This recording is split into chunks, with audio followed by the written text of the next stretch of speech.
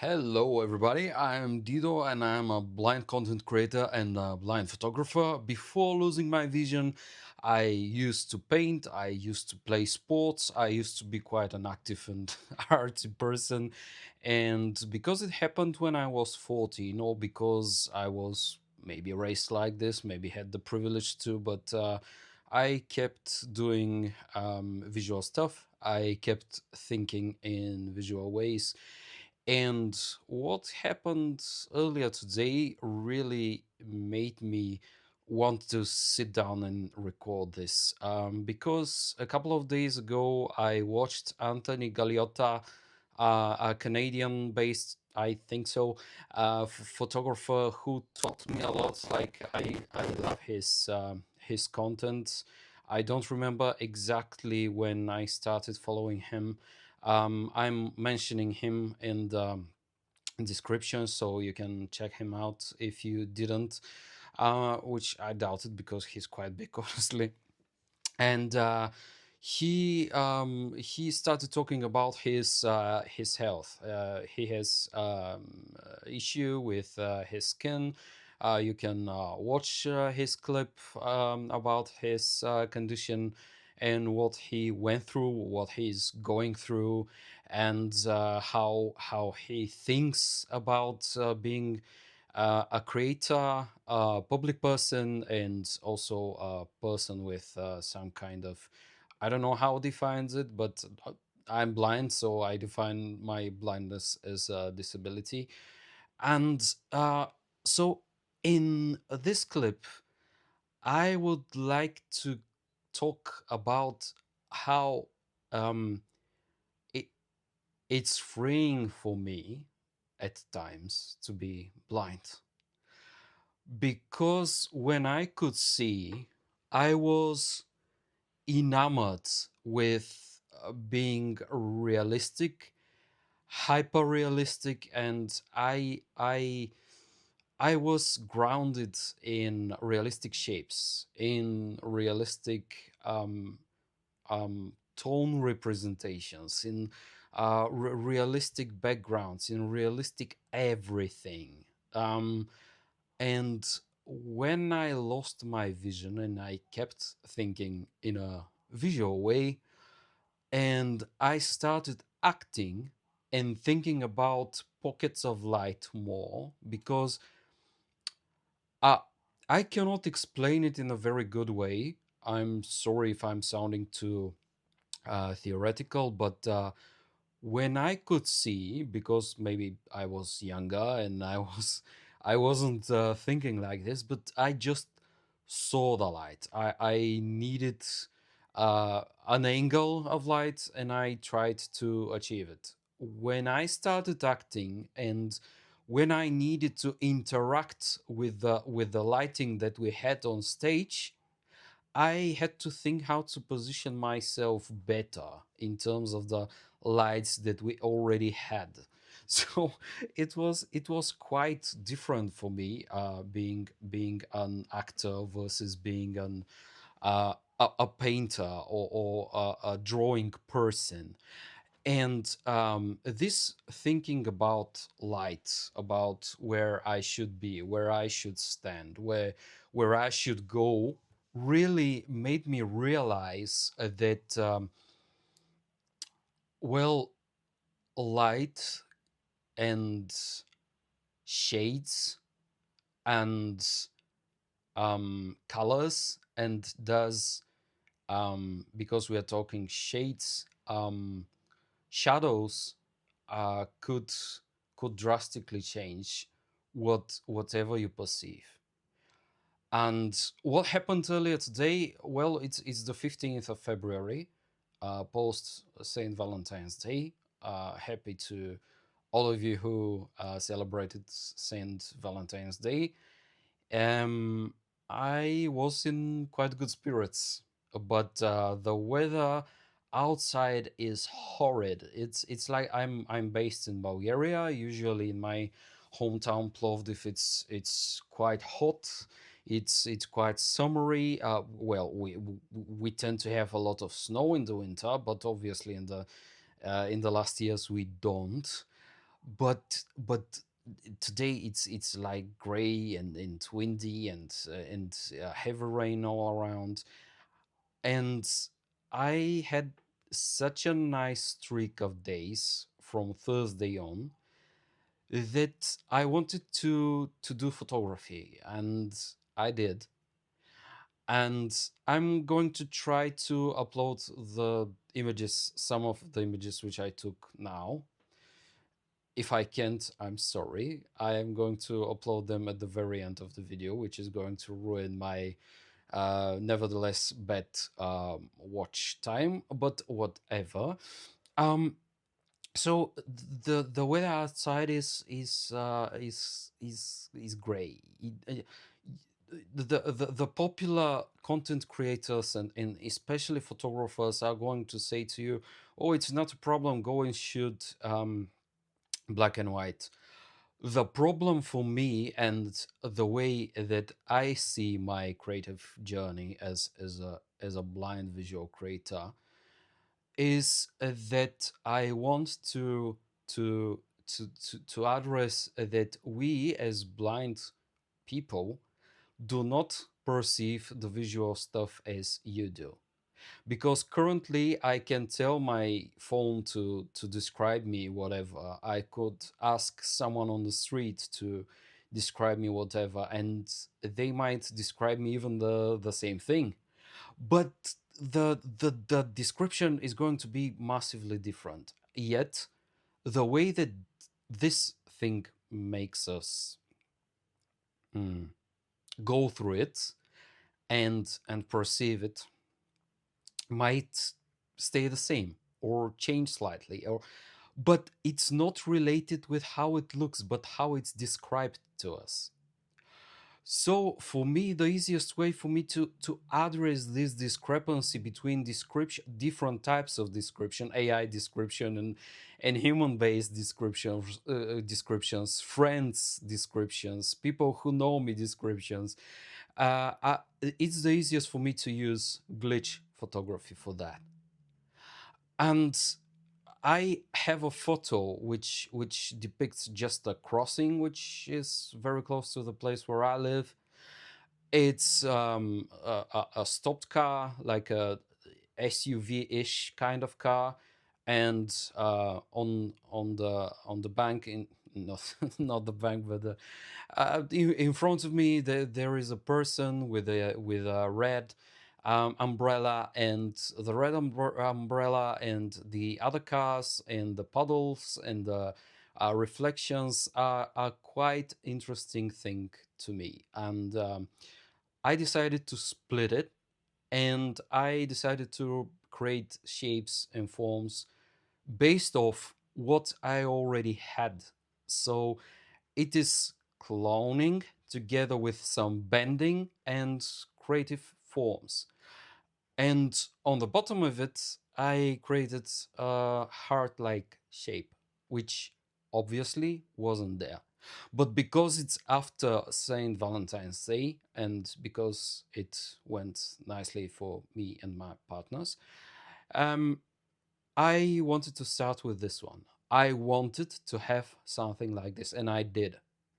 I created it after I took a shot of a crossing, of a wet gray like hell road, and a couple of cars and a person with an umbrella and another umbrella.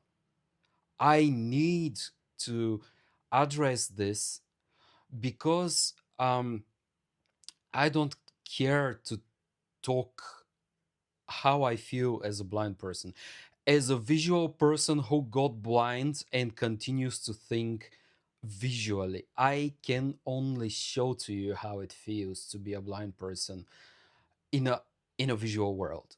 And I'm so thankful to Anthony of uh, coming out. I don't know if it's the right term, but he really empowered me to start to make such videos where I am explaining my creative process and my thought process behind my photography, especially as a blind person. Because when I'm talking about glitch photography, people mainly see, well, glitch photography. They are not in my head. I cannot obviously tell them like this, guys. Look, I know what I'm shooting at. I gather a lot of descriptions of the things that I have photos of. I am aware what's that, what the composition is, what the colors are. I'm just not interested in realistic photography that much, because maybe I lost it when I was painting. Maybe I am feeling deep somewhere inside of me that if I'm over hyper realistic, or just realistic, I'm going to lie to myself, because it's going to be, well, too purely visual, and it's not going to be indicating that I am actually a blind person. And for now, this is my style of photography, which makes it the easiest for me to portray what I'm going through. I'm not constantly saying that I need to show I'm a blind photographer. I'm a blind photographer. What I'm trying to say is that me being a blind person and having this filter of me needing descriptions now, needing to go through words and not proper visual stuff in order for me to discern what I'm doing, the easiest for me is to show you through glitch how how I feel about the descriptions, about the visual world that we are in, and how this visual world that we are in and I'm aware of mostly through descriptions again, um, is relating through through the things I'm going through. And um, Anthony's sharing of what he's going through um, is quite powerful to me, because it shows you that you don't need to be that respectful to what people want from you. You need to be respectful to what what's authentically inside of you.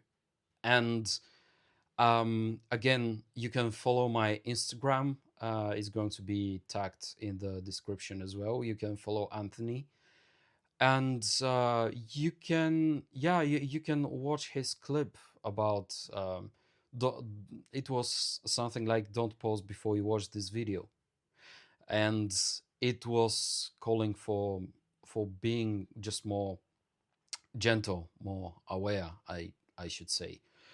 Because for me, when I was starting to be that involved in my digital presence as a blind content creator, it was back in 2020. It was mainly on TikTok. I occasionally posted on my Instagram already what I wanted to post as a blind photographer, but the biggest following from me came from TikTok, and there whatever I wanted to talk about was pushed towards. Tell me, how do you make these videos? Oh, you couldn't be blind because you're shooting yourself. He's Some of the comments were even more disrespectful. They were quite on another level. They weren't even talking to me. They were like, "Oh, how he is doing that." I'm like, guys, I'm here. I'm reading your comments using my screen reader. I'm just touching the surface of my camera and I'm pointing it towards my nose and my face generally, and this is how I'm creating my stuff. This is how it happens. And I didn't want to talk in this clip about me being blind. I wanted to create something quite different.